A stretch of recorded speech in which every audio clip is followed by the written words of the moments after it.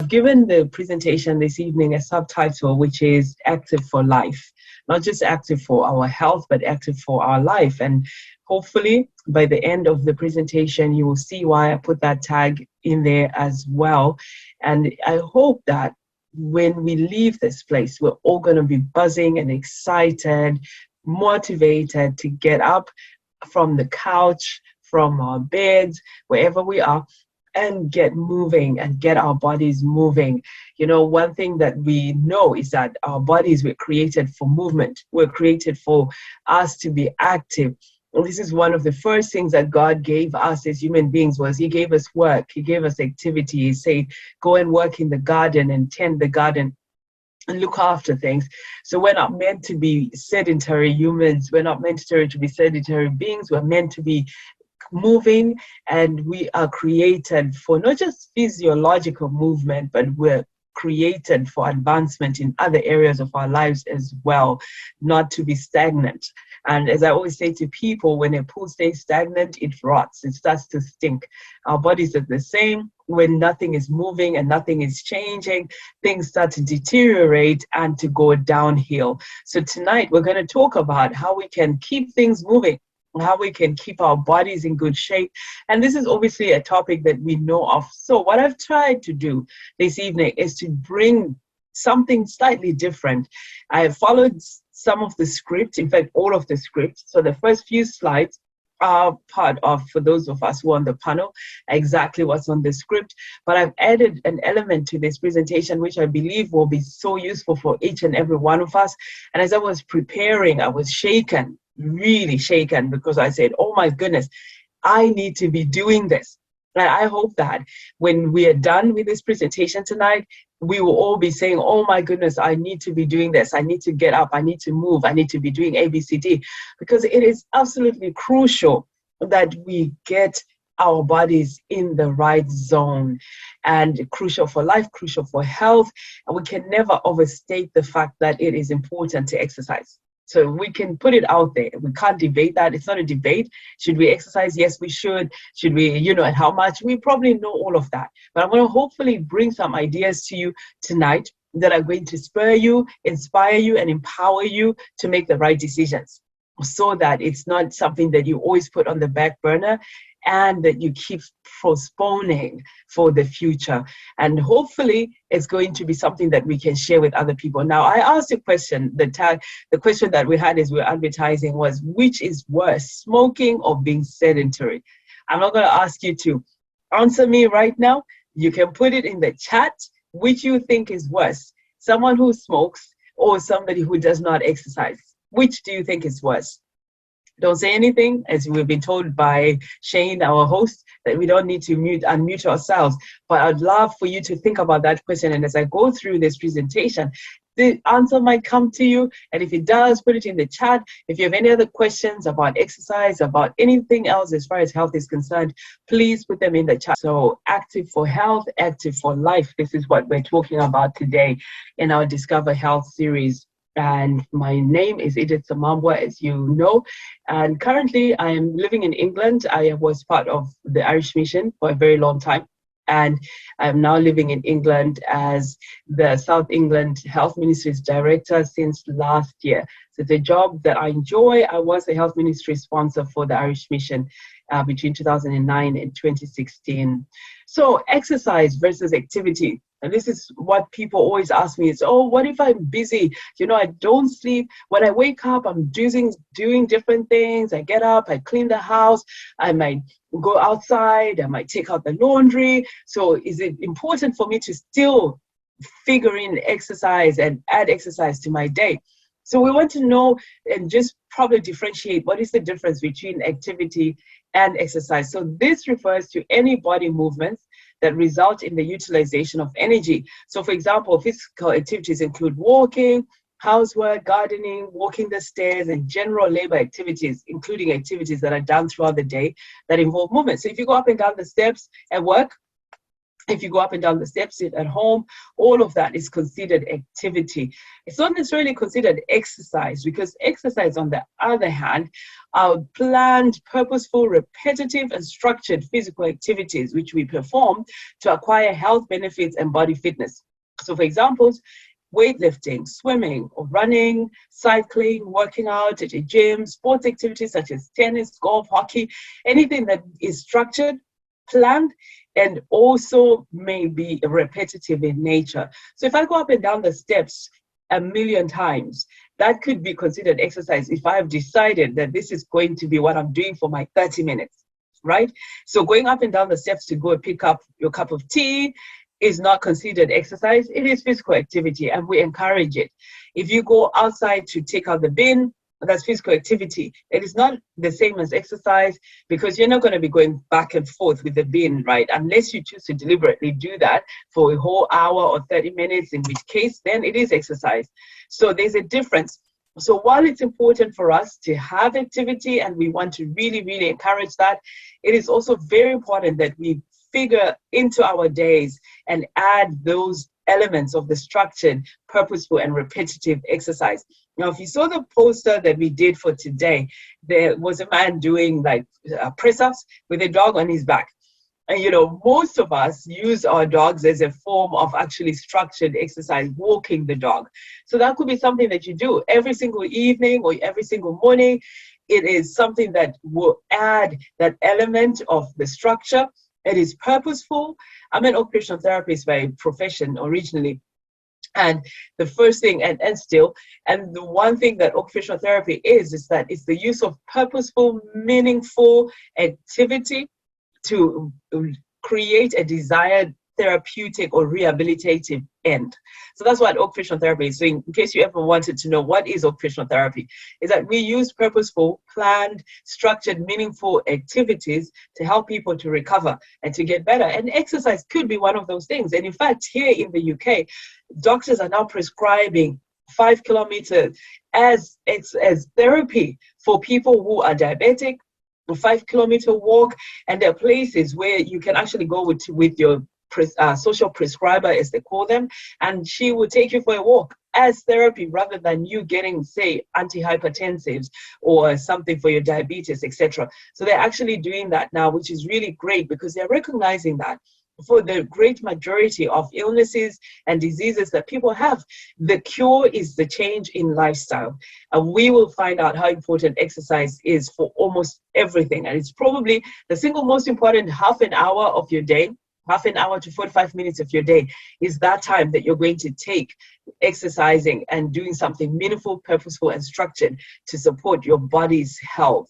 So that's important. So briefly, what are the benefits of health? And like I said earlier, you already know this, right? Most of us exercise to lose weight. It also helps us to maintain mobility. It improves memory. It can strengthen our muscles, manage pain. And the contradiction, I know we might have physios here, the contradiction with exercise and pain is that when we exercise, sometimes it causes us pain. It's a seeming contradiction. It can cause us pain when we stretch or when we exercise or when we lift weights. But I always think of exercise as going to the bank to put money away. It hurts while you're doing it. While you're saving, it hurts. It might hurt you to put a tenner away or 20 pounds or 100 pounds away. But in the long run, it creates that bank or that deposit that you're going to need for the hard times. And it actually starts eventually to work on your body to ease pain. And so if you have any aches and pains right now, if you just take a mental picture and try and walk through your body, walk through your back, walk through your joints and feel where there's pain. So if you just do that for a second, I can bet you that there's something that you possibly could do, whether it be stretching or whether it's cardiac exercises or something else that will help you to ease that pain away. So it's a very important thing. It also can help you to get rid of viruses or to improve your immunity, reduces your risk of diabetes and lowers your blood pressure, reduces the risk of cancer. So when you think about everything that we talk about in terms of our lifestyle, you know, we want sunshine, we want to drink water, we want to eat healthy. Exercise has a more encompassing overall effect than any of the other things that we may be talking about. It's great to be out in the sun. It's great for us to drink water, but exercise will do so much more for you than any of the others, maybe except trusting in God, which we're going to look at later on, because obviously our relationship with God is overarching and it impacts everything that we do. But exercise has this great way of, it is, I can't say it's a cure for all, and just a disclaimer, everything that we're sharing as we do these presentations is not a means to curing anything. And so we recommend that if you have any illnesses, any challenges, that you do see your GP. And even before you start an exercise program, we encourage you to see your GP. So that's important for us. So we're not using the word cure for anything. Everything that we're talking about is an aid to supporting our health. So that's an important thing. So how do we get started? How do we get started? Now I'm going to ask you a few questions, and I hope you've got a pen and a paper and you're going to write this down, right? How do you get started? How do you, first of all, I'm going to ask you to ask a question. You already have some other good habits that you're doing. Maybe you're eating well, right? Maybe you stopped smoking and you used to smoke. Maybe you were somebody that didn't drink water and now you do. Maybe you've become plant-based and there was a time when you ate a lot of meat and other foods that were not so healthy. Maybe you used to eat a lot of sugar or drink a lot of caffeinated drinks, but now you don't do that. So I want you to think about when you started being healthy in whatever aspect, or maybe when you started waking up early or going to bed early. How did you establish that current routine? Because the reason why I'm asking questions rather than telling you what to do, because like we've established, you already know we need to exercise, you know the benefits.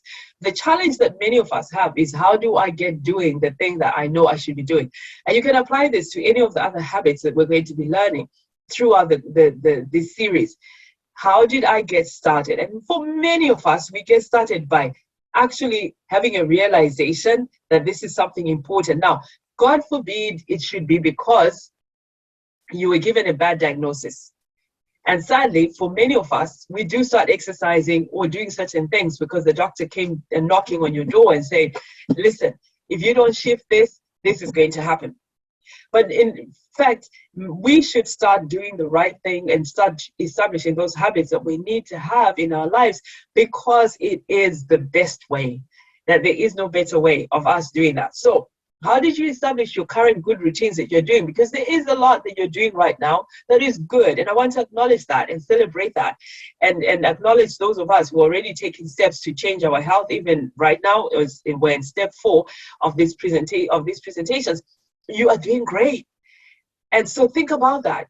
Was it a mindset shift that you did? Was it someone that made that, like the GP, or was it you saying, hey, you know what, I've been making excuses for too long and I don't want to keep making excuses.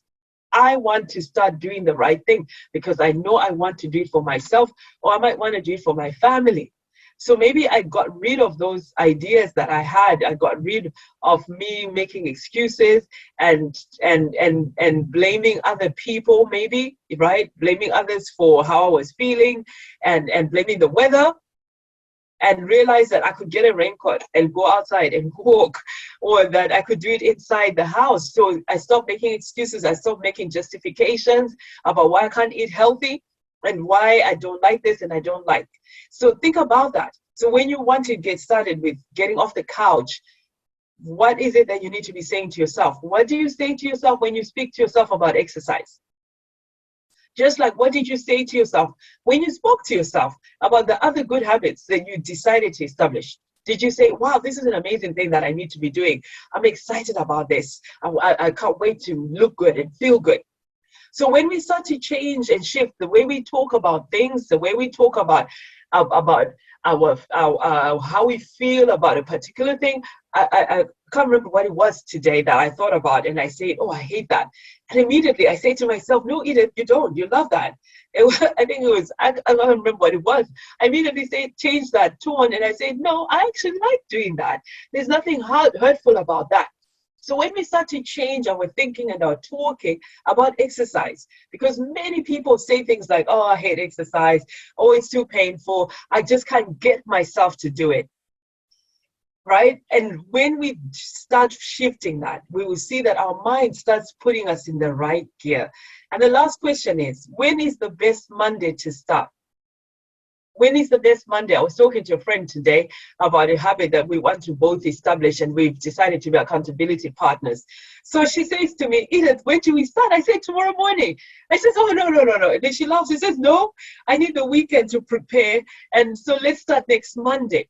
And this is what a lot of us do, particularly for exercise or joining the gym. We start next Monday. We start on January 1st. We are going to start when something or the other has happened. So the best time to get started is now. The best time to get started is tomorrow morning. If it comes to maybe exercise, it's getting going right away while the energy is still in you, while the motivation is still there.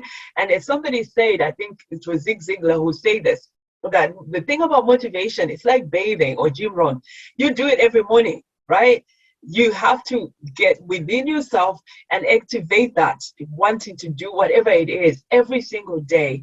You are not going to feel excited about exercise next week because how you're feeling about today or how you felt last month about it.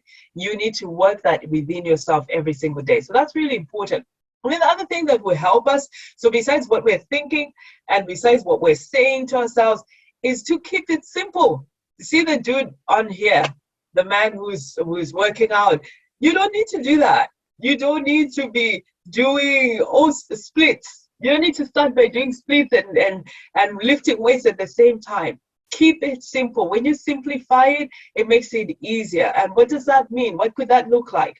I don't need to have a fancy gym membership. You know, there's some gyms that I love. I've been to certain places where there's spas and you can use the pool and they've got steam room and all these things.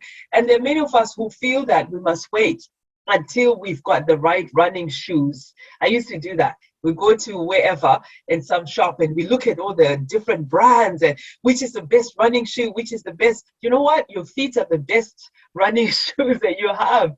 And there are even people who run barefoot. I'm not encouraging you to do that, but if you're walking in the house, you could be doing it barefoot if you're doing walking at home. Today, in the morning, I did in the middle of the afternoon, I did a walking at home video because the weather was not great. So I do this Leslie Sanson video. I walk at home. I did a 15-minute one because it was a break between at lunchtime. As soon as I finished work at 5, I jumped back, got a 30-minute one, fast walking, very high pace, and then did some strength exercise afterwards, finished at 10 to 6, got into the shower, sat down because I had something to do at 6 o'clock. And then I feel great. I feel energized. And so today I probably did about 45 minutes to 50 minutes of exercise. Simple, in the house. I didn't have to do anything complicated. So that's really important because some of the barriers that we put before us in terms of actually doing are to do with what we think about it. You don't need the fancy clothes either. You don't need to, and this is the since social media has happened, that people are more interested in what they're wearing to the gym than in actually being in the gym. It doesn't have to be like that. So keep it simple, enjoy it, don't endure it. So what does that mean? Don't do what you wouldn't normally do you yourself just because somebody else might be doing it. And, you know, if it's walking that you need to do, it's the best form of exercise. You may have to pace it. You may have to increase the speed. You may have to do it in speed walking. If it's just you swimming or it is you doing cycling, keep it simple. Be social about it as well. Sometimes when you're doing it with friends, it helps. Or when you have accountability partners, it could be even online that you have accountability partners. Variety is very important. So you want to have all aspects of exercise. So you don't want to be just active as in walking, aerobic, cardio exercise, but you want to also work on muscle strengthening, on flexibility. I encourage people to stretch every day and to work on muscle strength every other day, but to do aerobic exercise every single day. Because you need that for your heart, for strengthening your heart, strengthening your muscles. And also the frequency is important.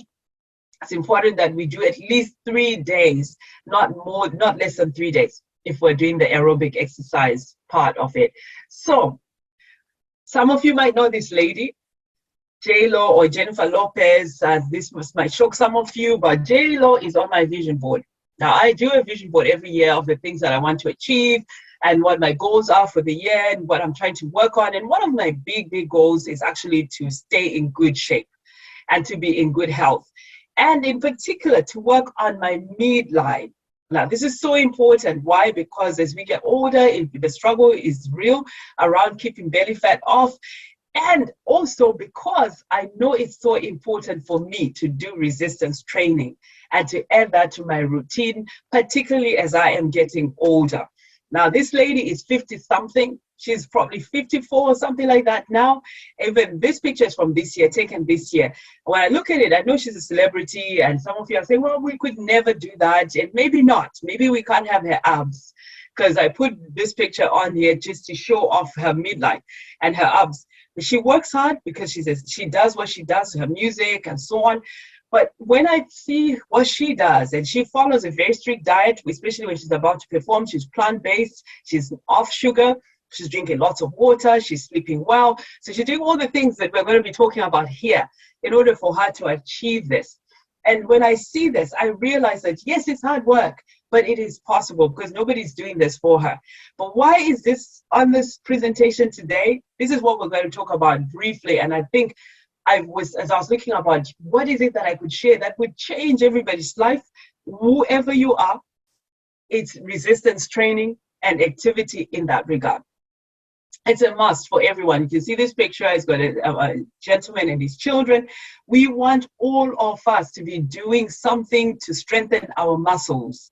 And the word that normally is used is pumping iron, lifting weights, whatever you want to call it, resistance training. We all need to be doing it. And I'm going to share briefly for about 10 minutes why we want this. This is so crucial. It doesn't matter what age you are. Your children could even start doing this in simple ways. All of us, no matter what age, even if you're in your 40s, in your 50s, in your 60s, in your 80s, you want to be doing some form of resistance activity, toning up your muscles and strengthening your muscles. And I'm going to show you a few studies that have showed how important it is. So this one is talking about the aging process. I'm going to ask you to raise your hand. How many of us want to stave off aging? It doesn't matter how old you are. How many of us want to stave off some of the negative aspects of aging, like memory loss, like muscle wasting? And you know, the interesting thing is that we all recognize a person getting older with how much muscle they actually have lost. We tend to shrink. We may shrink if we're not building up our muscles. And we tend to think that that is actually normal. But what it is it's a sign, yes, of aging, but it's also a sign of inactivity and not activating our muscles. So here are a few studies, and I'm going to read through some of these things, so don't worry too much if you can't see it. So there was a small study done with 14 older people to take part in strength training, where the aim was focused on muscle building over general fitness. So general fitness is walking and cardiac exercise. So twice a week for 6 months, for a 6-month period, when their muscle development was compared to younger adults, it was shown that the cells that generate energy, so that's your mitochondria, that's a very important cell. We all studied mitochondria in school. Mitochondria is your basic power plant of your cells. This is where your energy is generated, and this is what gets you to do the things that you do. It was shown that those cells that generate energy were functioning at a similar level to that of younger people. So pre and post testing, their cells had improved, they were having more energy. And also, we know that muscle mass is a key indicator of longevity. By maintaining your muscle mass, you can reduce your risk of chronic diseases such as type 2, diabetes, and heart conditions. In turn, it lowers your risk of other physical illnesses and helps to decrease the likelihood of you suffering cognitive conditions such as dementia. So another study that was done, a decade-long study, found that those with more muscle were at a lower risk of death across all major causes. Across all major causes. So this is not just talking about cardiac disease. Across all major causes of death, it was those people who had more muscle mass had lower risk of death. And it's quite a significant one. So when you're weight training, your brain is releasing certain neurotrophic factors that promote the growth of neurons. When you're weight training, okay, that's a repetition, and that has to do with cognition. So that's our next point. So we want to maintain our muscle mass, Muscle mass, it helps us to live longer, period. It will help you to live longer if your muscles are still more intact and stronger. The second part is with our brain function. And what we've seen and what we know now is that exercise will also improve how your brain works. The impact of exercise on the brain has mainly focused on endorphin releases, so how well you feel good, right? But a study of over 65s, also including both healthy participants and those with cognitive impairment, revealed that after strength training, both groups showed improvements in associative memory, so matching names to faces, and in decision making. So this is to do with the neurons, the growth of neurons in your body. Just a few examples of what happens when we're weight training. Your brain is growing your neurons, and basically one of the key things are what are called myokines. These are specialized hormones that produced in muscles and released when muscles contract. The role of myokines is to travel throughout the body and go to different organs and tissues and jumpstart a variety of biochemical processes. And basically, one of the functions is to produce what is called brain-derived neurotrophic factor. And this is like a sort of fertilizer for the brain. And this is why when you do not just exercise, but muscle resistance training, and remember, it doesn't mean lifting up weights, and I'm going to share a few good examples of what we can do.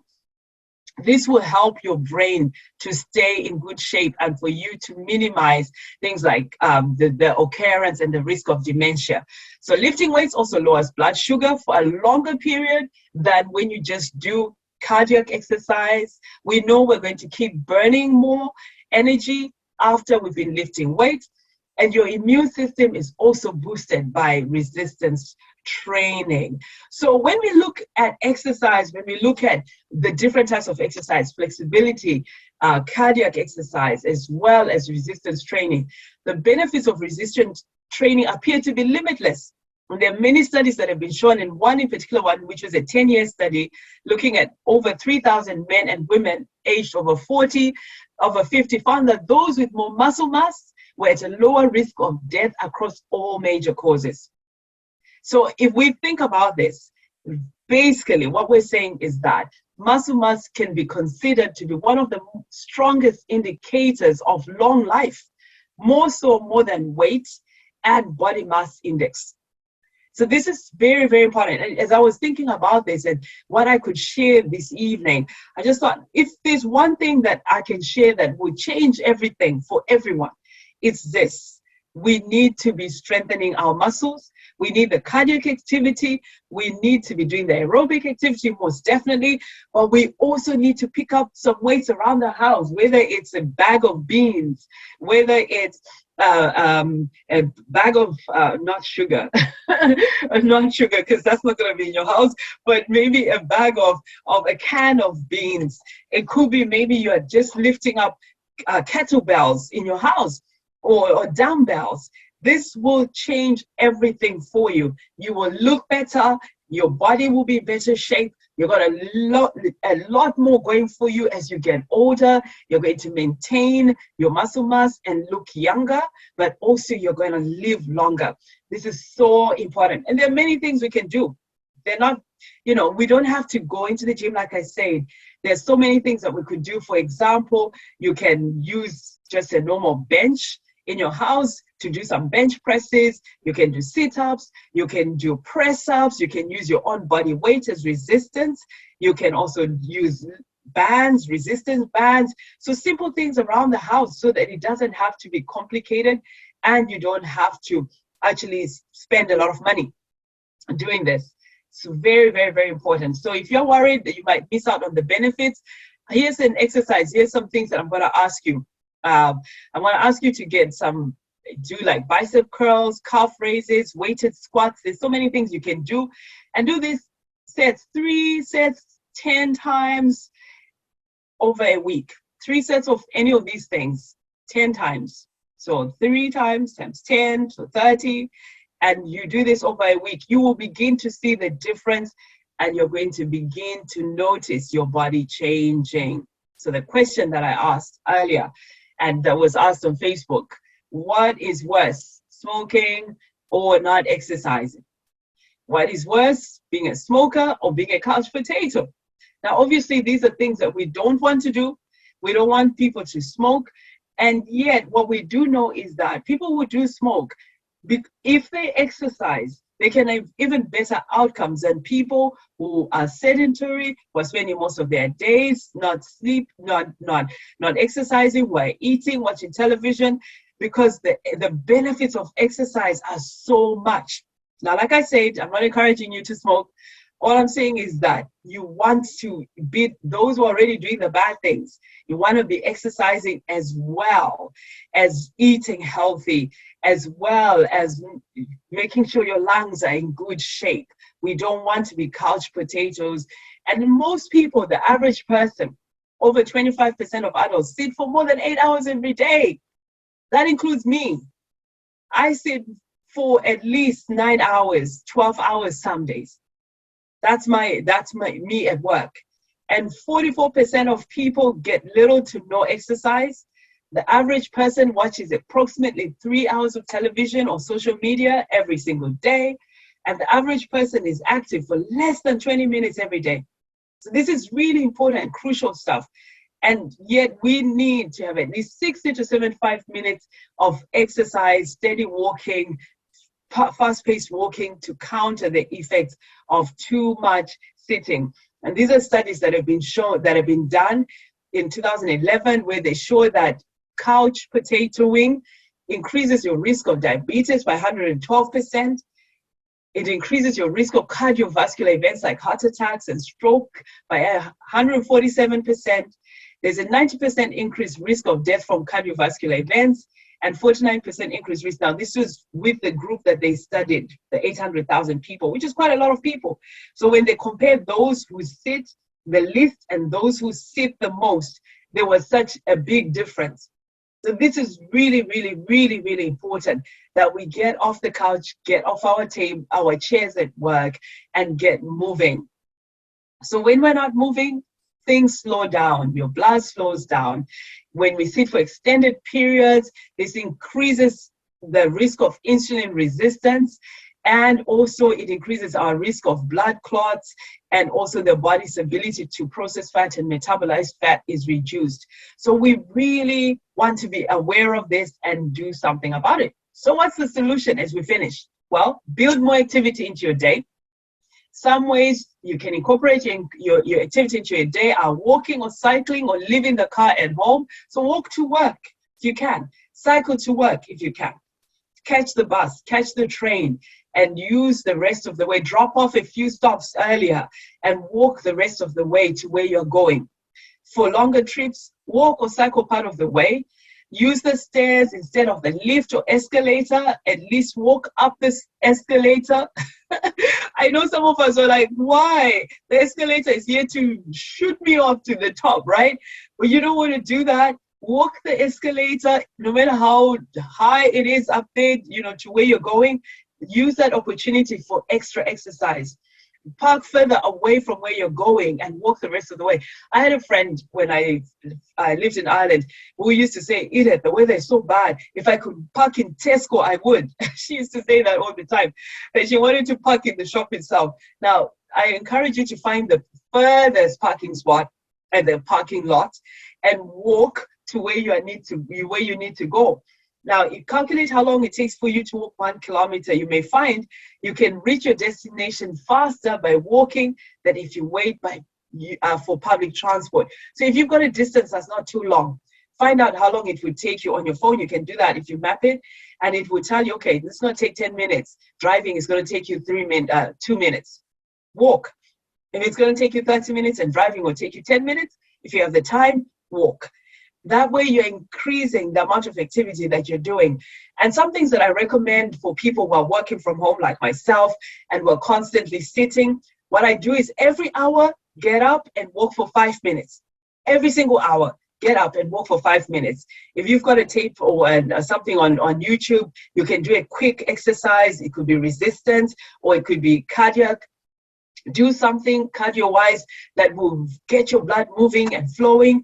Every hour. If you can't do every hour, every 2 hours, do 10 minutes. but every hour 5 minutes, or every 2 hours 10 minutes, and do that through the course of the day. But have that blocked 30 minutes or 45 minutes every single day that you're going to do the exercise that's targeted and that's structured and that it really works your body and your mind. So first I'm going to end with that God gives us in Psalms 91. It says that those who trust in the Lord, that God will satisfy them with long life and show them salvation. And here's one thing that I've learned: more often than not, we actually don't realize that when God gives us promises, those promises are conditional. The promises of God are not that you're going to have long life while doing nothing about your long life. God doesn't say, I'll satisfy you with long life as you sit on your couch, eat as you please, not treat other people nice, and so on. God satisfies us long life while we are cooperating with the laws of health. And this, we learned that long life is also linked to muscle strength training, to lifting weights. We've learned that long life is linked to vitamin D. We know that long life is linked to what we're eating. So when we pray and when we come to God and seek the Lord for health, God says, I've come to give you life and life abundantly. And that in Psalms 103, he says that he renews our strength like an eagle. He heals all our diseases. That is conditional to us doing the things that God has shown us are going to satisfy us with long life. And so this evening, I hope that as we have been learning about how we can increase our muscle strength, muscle mass, how we can be more active, that we can take this along. And when we exercise, I'm walking, I'm talking, I'm like, Lord, you promised to renew my strength like an eagle. You promised to renew my skin. But there are things that I'm doing. I'm drinking water. And when I drink water, it makes my skin fresh. God's not just going to renew it just like that. So I pray to God that as we claim the promises of God for good health, abundance, and all that God wants for us to have, and a long life, that we cooperate with him and with the laws that he has given us that are going to strengthen us and give us vitality and keep us active, keep us strong physically and mentally, and help us all to enjoy the life that God has given us right here, first of all, before one day he comes to take us home. So may God bless you. I'm going to end here, and we're going to open it up to questions or anyone that has anything to add, comment, and hopefully this has been some useful information for us that may be slightly different than what we might normally expect. And I know we know a lot about exercise now. Let's just, as Nike says, let's just go do it.